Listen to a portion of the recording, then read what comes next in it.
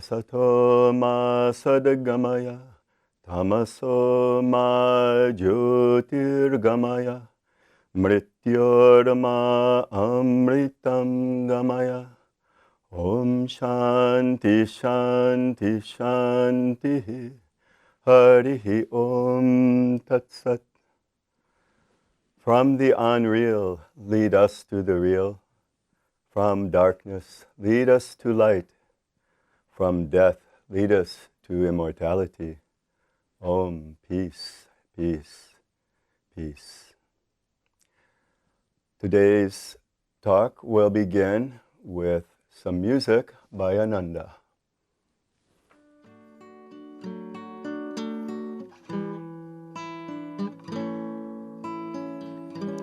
Dear Lord, I thee pray that all through my day I work just as hard to serve you this way. May I think of thee as I work along. Dear Lord, in my moments of rest, may these thoughts wax strong. Dear Lord, I thee pray. In the fray, stand by my side. I pray, Lord, here abide. Oh, slay my greed and pride. May they subside. May they subside. In moments sublime, when all of it done, may I realize you and I and all are but one. Dear Lord, I thee pray, there will come a day when all of this work will be done, and also the play. Dear Lord, I thee pray.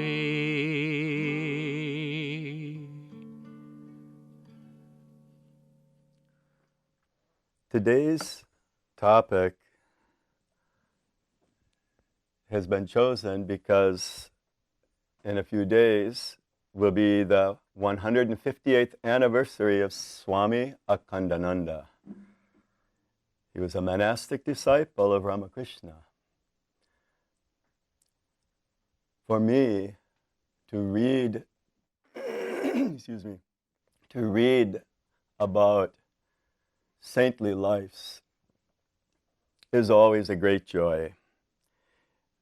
It paints a picture in our mind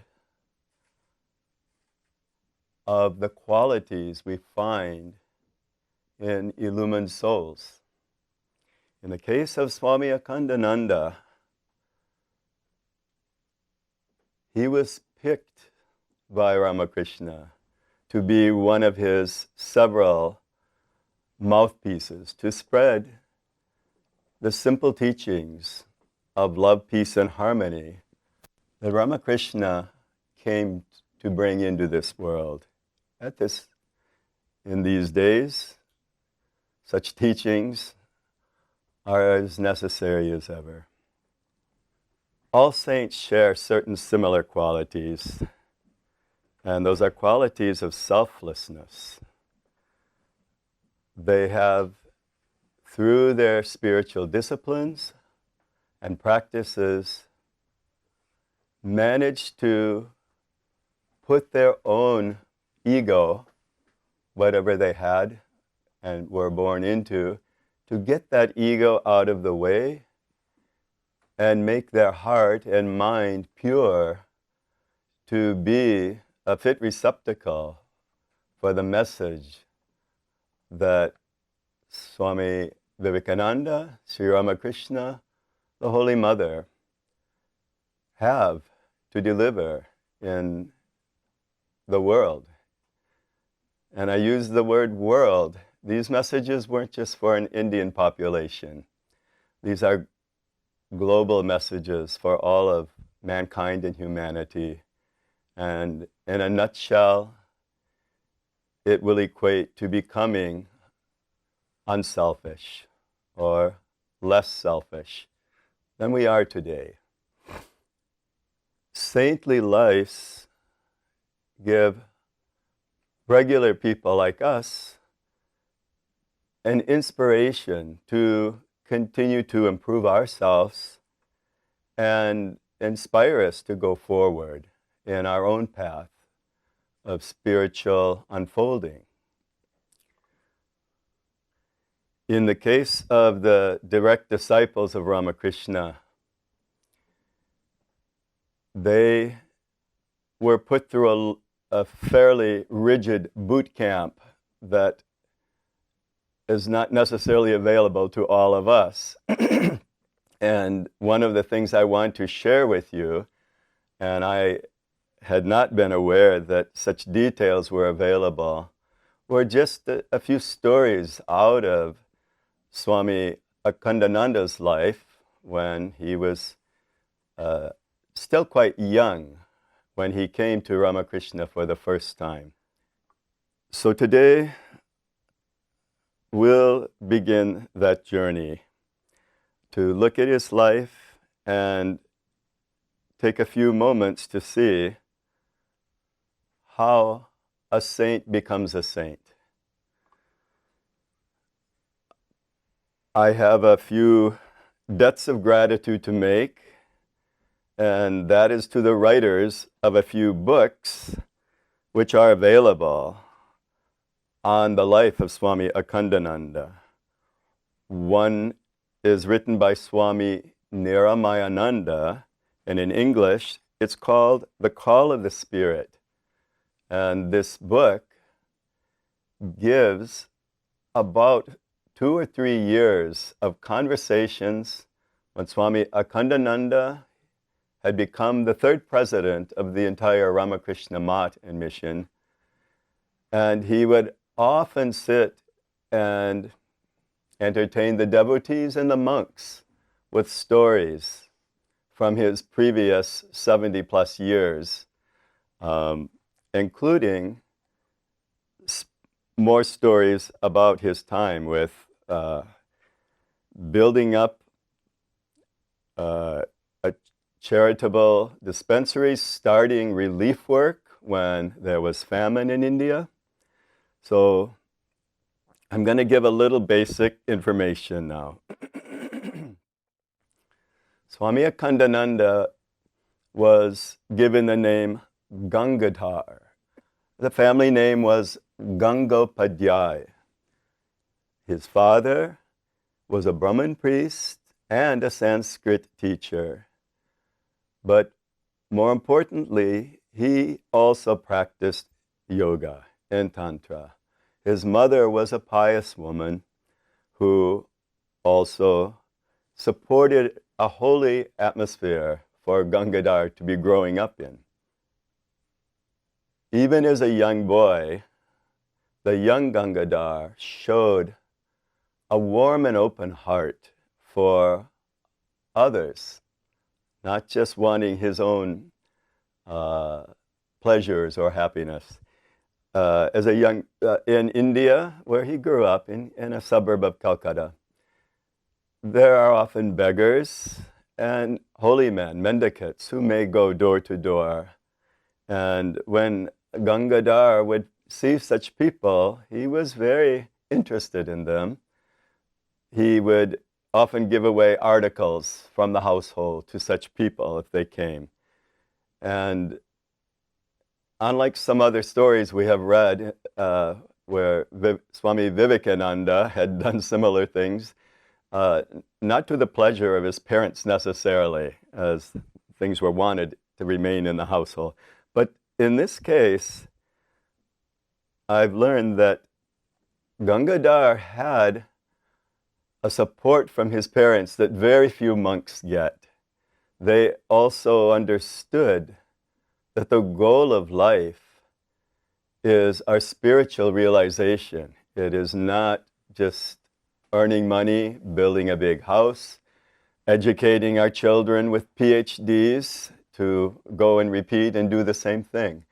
Because his father was a Brahmin priest and a practitioner, not just a pundit, not just a scholar.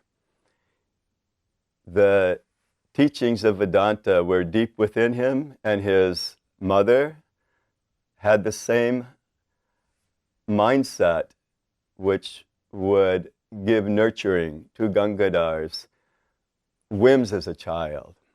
So it's recorded that when he was around 12 years old, he had gone with a friend to a house in Calcutta, one Dinanath Basu, a home that Sri Ramakrishna would visit on occasion in the Bagh Bazar neighborhood in Calcutta. So that was the case here. So as a young boy, he saw the master in samadhi, and that encouraged his mood towards renunciation. The tendencies were already showing, even by 12 years old.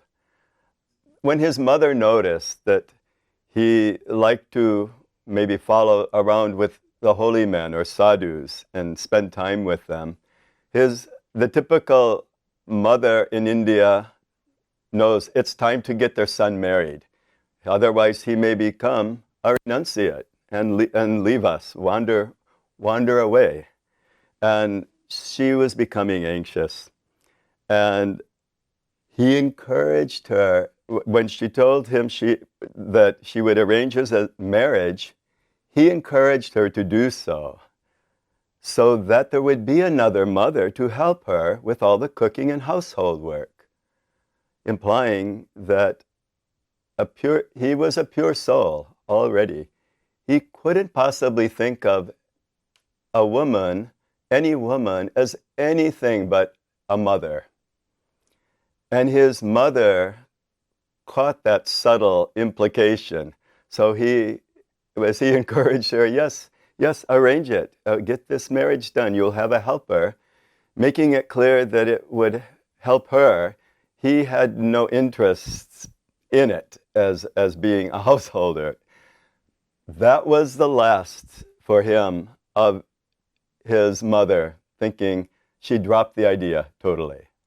No more thought of marriage. Even at 12 years old, instead of saying, no, I don't want to become married or all this, he encouraged her. He took the positive approach. But within that positive approach was the implication that whoever was brought in to become his wife would actually be staying with his mother and helping her clean the house and all that. So that was dropped. So Swami Akhandananda, I want to get us back into the years. He was born in 1864. Around September 30th is the date they record. So when he was 12 years old, we're in the 1870s when this was happening. That was like 1877. He was 12 years old. And around in the 1870s and the 1880s, Sri Ramakrishna had also become fairly well known. When he actually departed from this world in 1886, he was just 50 years old, Sri Ramakrishna. So Gangadhar's coming to Sri Ramakrishna was at an earlier age, as a child. So I'm going to read a little here. In 1883, which is just 3 years before Ramakrishna passed away, and those 3 years that the book, The Gospel of Ramakrishna, covers those years in daily conversations or weekend conversations. So in 1883, Gangadhar visited Sri Ramakrishna at Dakshineshwar. He was then 19. the master asked him, "Have you ever seen me before?" "Yes," Gangadhar replied. "I saw you at the house of Dinanath Basu in Calcutta." The elder Gopal was also present, one of Ramakrishna's attendants and devotees. Addressing the elder Gopal, the master said to him with a smile, "Oh, Gopal, listen to this. This boy says he has met me when he was very young. This little one had an early boyhood." So, and it's noted here that Gangadhar looked exceptionally young for his age, due to his childlike nature and his demeanor, how he behaved. After the first visit to Sri Ramakrishna, where Sri Ramakrishna took special note of Gangadhar, as though someone who may be marked, although with the language, by the time it's translated to English, it's just understood that Ramakrishna had plans for this young man. So I'm going to pick up with some meetings that have followed. Once Gangadhar would go, householder devotees, by the way, would visit Sri Ramakrishna, who I'm referring to as the master. That's just how we familiarly know him. Householders would come on weekends when they had leisure time. But his intimate disciples, the young men and boys almost, some were boys, 19 years old, they would come during the week when the householders were not present. And the conversations that we read in the Gospel of Ramakrishna with adult householder devotees from all strata of society, coming from different parts of India, many, many conversations like that are recorded, and we get a pretty clear idea how Ramakrishna would speak with them and behave with them. But this is a little more intimate look into details of the master dealing with his young disciples. So, I'm reading, which is something that is a reminiscence from Swami Akhandananda. In his last few years of life, he would sit and reminisce. And lucky for us, one Swami Niramayananda, who was an assistant or a shevak, and later was a Swami of the order, he recorded everything. He wrote it down, and without that, we wouldn't have any of this. So thank you, Swami Niramayananda. So I'm picking up in the middle of a talk that Swami Akhandananda is having in remembering first meetings with Sri Ramakrishna. After a few days, I went to Sri Ramakrishna for the second time on a Saturday, and I was again made to stay overnight. In the evening, after the Vesper service was over, the master handed me a mat and asked me to spread it on the western veranda. He took his pillow and sat down on the mat. He then asked me to sit in a comfortable posture and to meditate. Sri Ramakrishna said, "It is not good to sit leaning forward or to hold the body too straight." That evening, the master initiated me by writing a mantram on my tongue. He then lay down, putting his feet on my lap, and asked me to give them a little massage. I was quite strong as I practiced wrestling. This is Swami Akhandananda speaking. No sooner had I begun to press the master's feet than he cried out, "What are you doing? The legs will be crushed. Press them gently." Immediately, I realized how soft and tender the master's body was, and as if his bones were covered with butter. I was embarrassed, and I asked with some fear, how then should I massage? Pass your hands over them gently, he replied, and followed up with, Niranjan also did like you at first. Niranjan was another young man who also wrestled and was known for his athletic prowess. So, I'm going to continue. On weekends, many devotees would come to visit the Master. In order to avoid the crowd, Gangadhar would go on the weekdays. Sometimes he would stay overnight. This enabled Sri Ramakrishna to imprint his way of life and teaching on the mind of his young disciple. Gangadhar reminisced. This is the reminiscence. One morning, Sri Ramakrishna asked me to accompany him to the Panchavati, and there, he told me, to meditate facing the east. He left for a while, and when he came back, he set my body straight. He remarked, you become a bit bent during meditation. We then returned to his room. After that, he asked me to carry a water pot and go with him to the bathing ghat on the Ganges. He had his bath and returned to his room in his wet cloth. Before he put on his fresh cloth, he asked me to sprinkle a little Ganges water on it. There was a picture of Mother Kali, of Kali Ghat temple in Calcutta, famous, in his room, which he saluted. Then he ate a little dry prasad of Lord Jagannath and gave me some. Standing in front of the picture of Kali, he said several times, Om Kali. He then put the palm of his right hand on his chest with the 3 middle fingers touching his palm, this kind of thing, of his right hand to his chest. Okay. And he stood there with half-closed eyes for some time.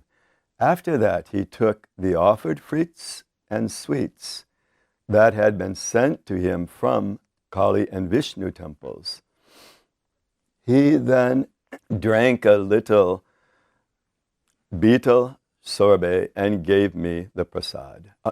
Bell sorbet, some drink, and gave me the prasad. The prasad, for those of you who aren't familiar with this concept, from the teacher to the disciple, a little leftover food that's been taken first by the teacher is considered a great blessing. After which he sat in his small cot and smoked from a hubble bubble. So I'm reading a very ordinary sounding thing here, but it shows how the Master wanted Gangadhar to also observe what he's doing and how he's doing it. How he saw the mother is real. How he sought her blessings also. Even a picture of Mother Kali on the wall. Sri Ramakrishna did not want his young disciples to be stuck in obsolete customs of the obsolete customs of an older generation. Yet at the same time, he did not want to disturb their faith. So these young boys would see that many came from Orthodox families with many Orthodox rites and rituals. Often it would take hours to complete these spiritual rites and rituals.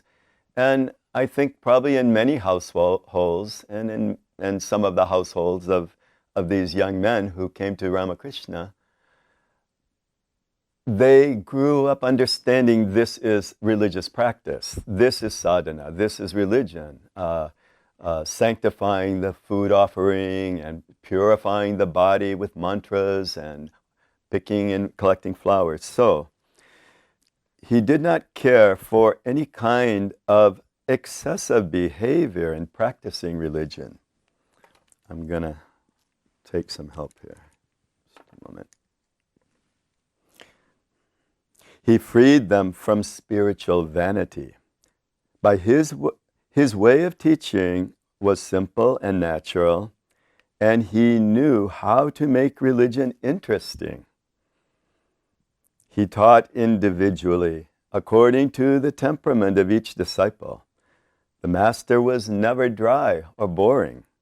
He would make jokes even while speaking on the most exalted topics.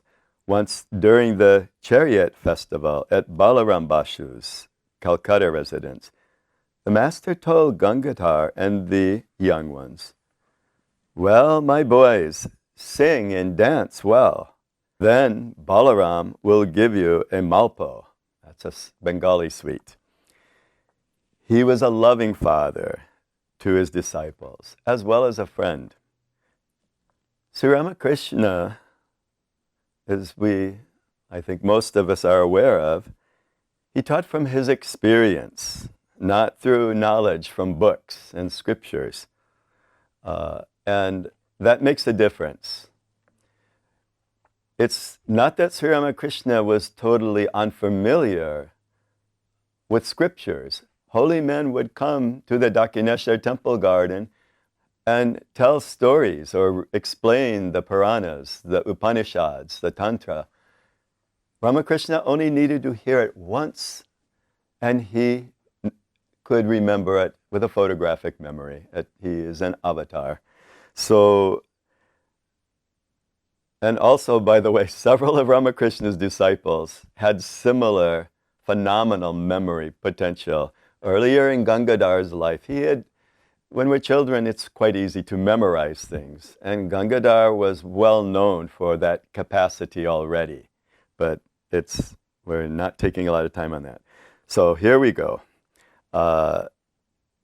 With the preface that Ramakrishna taught through his own experience. Once I spent a night at Dakshineshwar with several other disciples, and the master had all of us sit for meditation. While communing with our chosen deities, we often laughed and wept in ecstasy. The pure joy we experienced in those boyhood days cannot be expressed in words. Whenever I approached the master, he would invariably ask me, "Did you shed tears at the time of prayer and meditation?" And one day when I answered yes to this, how happy he was. And then there's Ramakrishna. Tears of repentance or sorrow flow from the corner of the eyes, nearest the nose. He said, Ramakrishna told him, and those of joy from the outer corners of the eye. Suddenly the master asked me, "Do you know how to pray?" Saying this, and this is interesting, he flung his hands and feet about restlessly, like a little child, impatient for its mother. Then he cried out, "Mother dear, grant me knowledge and devotion. I don't want anything else. I can't live without you." While thus teaching us how to pray, he looked just like a small boy. Profuse tears rolled down his chest. He passed into deep samadhi. I was convinced that the master did that for my sake. One morning, Sri Ramakrishna took me to the Kali temple. Whenever I went there alone, I stood outside the threshold, but on this occasion the master took me into the sanctum sanctorum and showed me the face of Lord Shiva, who was, of course, lying on his back while Kali stood over him. The master said, "Look, here is the living Shiva." And Gangadhar says, "I felt that Lord Shiva was conscious and breathing. I was astonished. how potent were the Master's words. Up to that time, I had thought that this image was just like all the other Shiva images I had seen. Sri Ramakrishna then gently pulled Mother Kali's cloth and placed her ornaments properly. When we left the temple, he was reeling like a drunkard. He was escorted to his room with difficulty and remained for some time in samadhi. I cannot describe the details of that day. The joy the Master poured into my heart cannot be communicated. After coming down from samadhi, the Master sang many songs in an ecstatic mood. When we read the biographies of some of the other disciples, very few share such intimate details of time spent under the Master's teaching and training. And I was surprised to find this. So by this time, Gangadhar had been spending more time in Dakshineshwar and hanging around as a young 19-year-old. Under, you can say, the instruction of the Master. He had already initiated him. So once in Dakshineshwar, some non-dualistic devotees came from Varanasi to visit with the Master when Gangadhar was present. He later recorded their conversation in this memoir. This is the conversation from Swami Akhandananda as a young man. One person asked, "Sir, how can he who is the absolute Brahman, omnipresent and pervading the whole universe, incarnate himself as man?" They're non-dualists. They don't believe that God can have form. "You see," the Master replied, "he who is the absolute Brahman is the witness and is immanent everywhere. The divine incarnation is the embodiment of his power.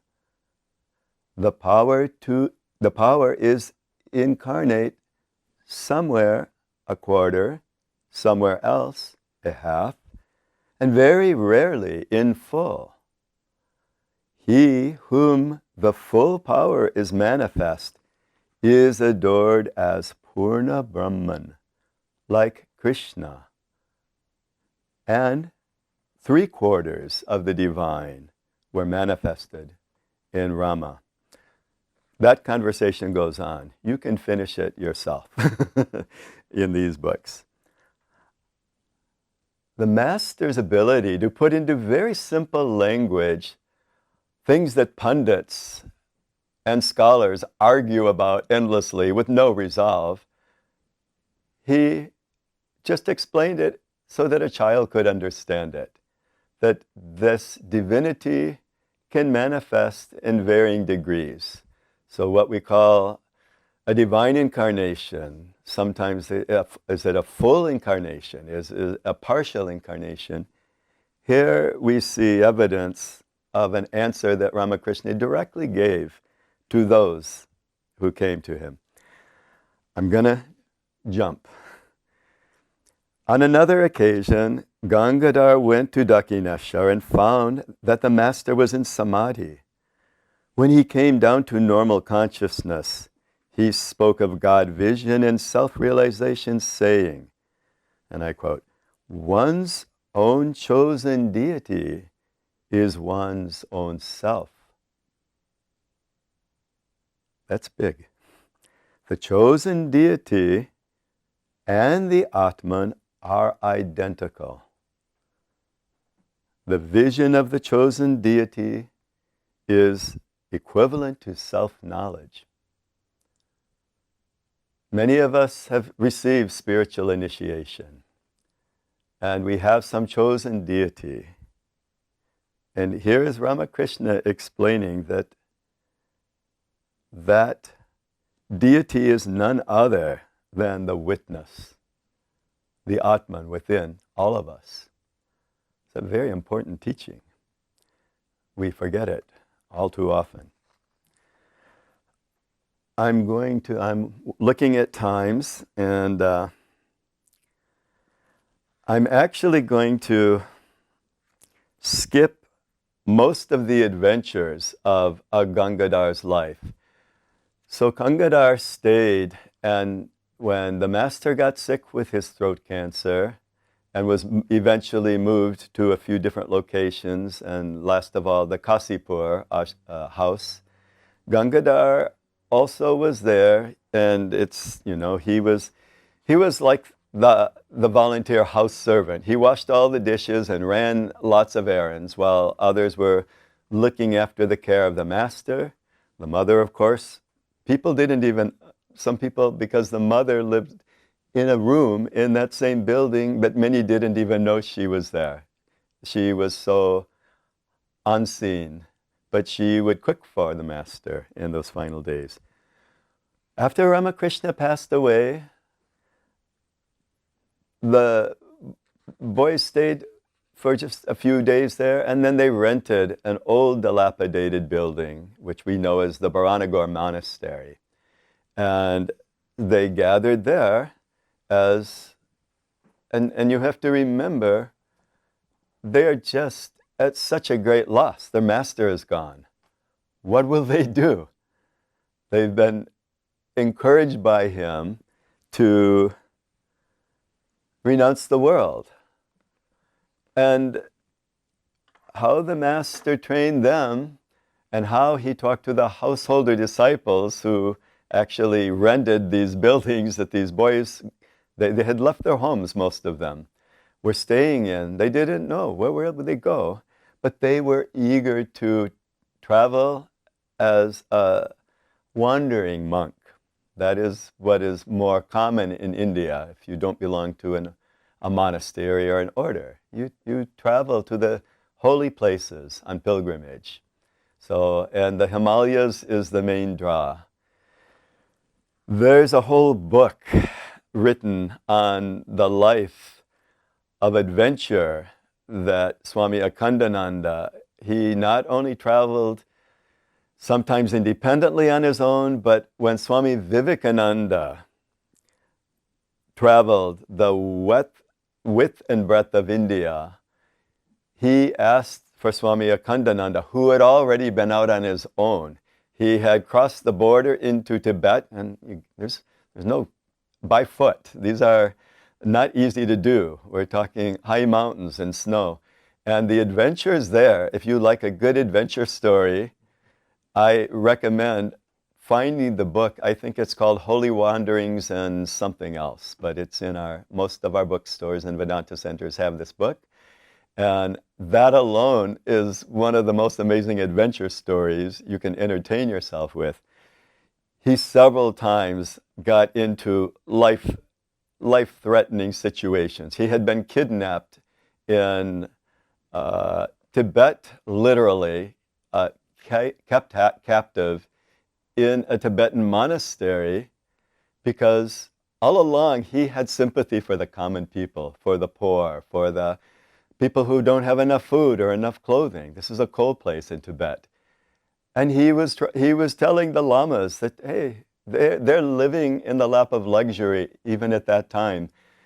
They have fuel to heat their place, they have the good food, they have warm clothes, but the people outside, because Swami Akhandananda was spending time with them, saying you should give them some of what you have. They're cold and freezing and hungry. And they didn't like hearing that. And they literally held him captive for several weeks. He finally escaped. His story and description of some of these events, we have the condensed version in Swami Chaitanyananda's book, which is just the life of Swami Akhandananda and all the other disciples of Ramakrishna who were monastic disciples. And the title of that book is God Lived with Them. There's another book called they lived with God, and that's all about the householder disciples. So these two books, if you haven't read them yet, you really should. And they're quite enjoyable to read, to see how remarkable the people who were lucky enough to have direct connections to Sri Ramakrishna and was picked to be in that play, that story. So for several years, Swami Akhandananda had wandered, but eventually Swami Vivekananda established bought the Bellarmine property, and for other years during that time, Swami Akhandananda's favorite place, he had, as he wandered through India, he was doing that where there are times villages in Gujarat that were in famine, and he had a little bit, what little he had as a wandering sadhu, he would freely use to feed people who are almost starving to death. Eventually, he saw that need to have a more organized way to help, because famines and fires and floods, they come at different times, and they always keep coming. We know that here as well. But it was not the tradition for a sadhu to be involved in society in that way. And sadhus would not be considered a real sadhu by other wandering sadhus, these wandering parivrajaka's, they would call them, wandering sadhus. But for Gangadhar and others, and Swami Vivekananda also, he said, this is the new service.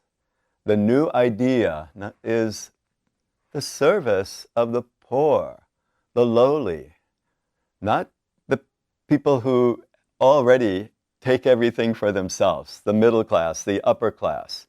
They, due to their position of birth and all, they're not the ones who need this kind of help, but there are those who need some help.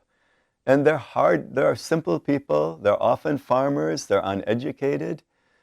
And as part of Swami Akhandananda's life, north of Calcutta, about 60 miles, is a little town called Sargachi. It's not a little town now, if you see it by today's standards. It's about 60 miles north, and it's just off the Ganges River, the Hooghly River that flows. It's a branch of the Ganges. So there he established like an orphanage and school and training, and he spent a long time there. He preferred to stay there and not in Bellarmine. Eventually, as other Swami Brahmatmananda and others were there, but as these swamis who were the head of the order was becoming an organized, a very organized monastery and mission. Their work had already spread to build educational facilities in villages where there are no schools for children. They would bring those schools. The monks would walk through the jungles and villages to spend the day and teach them themselves. So eventually that work grew to what we find today. If you look at bellarmine.org, the website, and look under relief activities, you'll be amazed to see how much is done. So one of the reasons that new message is there, it's not, were there no orphanages? Were there no other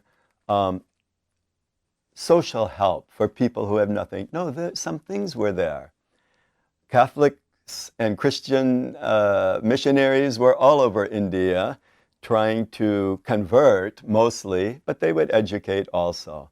But the need more was for a real education that is given with a different attitude to the idea that you're not pitying the people who had nothing. You are seeing them as literal embodiments of God. God the poor and lowly. Swami Vivekananda, it took him a long time to convince his brother monks that this message should be accepted. He was criticized by his own brother monks. They did not understand a new concept of service of God through man, through the poor and the lowly. In this way, you're just doing, by helping someone, by educating them, by giving them the bare necessities of life, or providing that, and teaching them to provide it for themselves, you're giving them the tools they need. But for the giver, it is also their worship. There are days, I think I have been in India at times, where they literally come and try to, they do a worship of someone from one of the lower castes, or who is living on the street, and they feed them and they clothe them. And instead of just offering flowers and cloths and things to the deity, food, they're actually offering it to the deity in the form of these people. This was a new message. And that message was slow to be received and accepted throughout India. Other organized groups would look at Ramakrishna Mission and say, they're not real monks. These aren't real swamis, because they're involved in society. Monks are supposed to be separate and apart, seeking their own realization. But that is not the attitude of monks who join this order. The monks who join this order it's been made very clear, you're here to serve others in whatever capacity you can, whatever you have to give.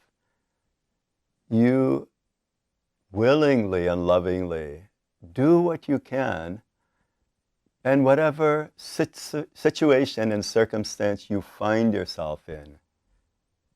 So that's why we're all here. That's why those who have become monks, it isn't to be loved and adored by devotees who come to our centers. It isn't for any of that kind of thing. We want to be able to be of some use. It gives some purpose to our lives.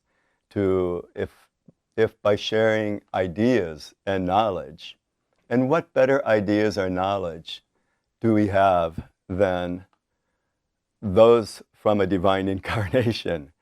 These are at the same time we may be serving others, it's for our own liberation as well, as long as we feel that we're occupying, I'm in this body, I'm in this mind, and I'm made up this personality, I'm using it. As long as we have that body consciousness, so long we have not really reached our goal. When one comes to know one's true nature, it's said that the body will be left behind within a week or two. There's no caretaker left to enjoy it. The being who had been dwelling inside has gone back to his abode. All right. So this is interesting. This is Swami Akhandananda talking to devotees while they're sitting in his room. He's in his early 70s. Swami Akhandananda, by the way, because I probably won't get to it, he actually passed away at 72 years old, worn out. But his life is so rich every moment was spent for a purpose. Okay, here's his reminiscences. Many young men come and ask, if Ramakrishna is God, why is India not becoming a free country? The answer is, he has sown impartially the seeds of his ideas in all directions. The harvest will be according to the soil and also according to the toil of the people. So this is a metaphor. His ideas have been spread. What he has given to India and Bengal is more than enough.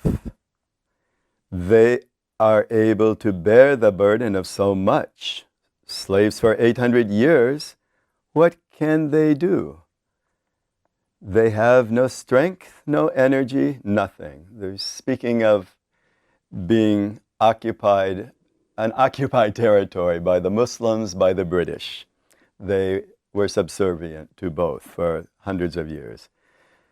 Swami Akhandananda is saying, I find in them no spirit of adventure, no determination, no discipline.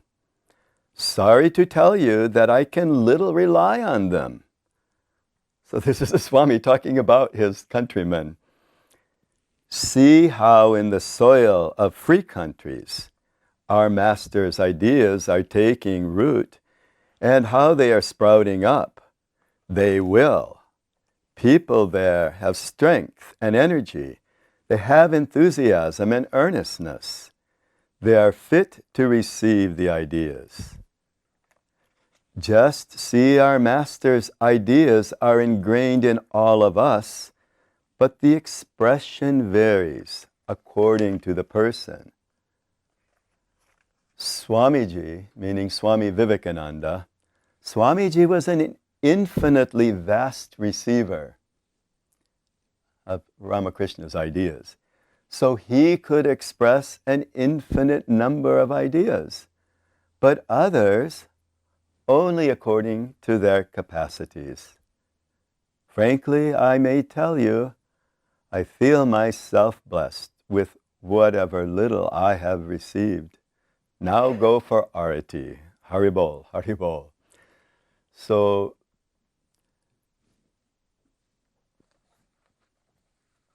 the Swami was kind and loving. Don't think he despised his fellow devotees. He both loved them and he was beloved to them. But he wanted to remind those of what's necessary to pursue vigorously a spiritual life. It takes some grit. It takes some persistence and some energy. I think today's takeaway for this talk should be, if those of you who are initiated devotees, or those of you who are interested in learning more about Vedanta, to go and find some of the books that we all read. We don't all have access to great souls to hear stories for hours every day. But we have these books which are exactly that. So my encouragement for each of you individually is don't neglect the opportunities for the time we still have left in our life. The goal of life is not having fun and running about in the world. Sometimes it takes us a long time to understand that. We think we can enjoy the world, particularly when we're young. But when we analyze what is this enjoyment and what is the culmination of having fun, it's like a firecracker that goes off and it's gone. There's nothing but smoke. So with this, I think we will conclude the talk. I will conclude with a chant then. So, Om Asato Ma Sadagamaya Tamaso Ma Jyotirgamaya Mrityorma amritam gamaya. Om Shanti Shanti Shanti. Harihi Om Tat Sat. Lead us.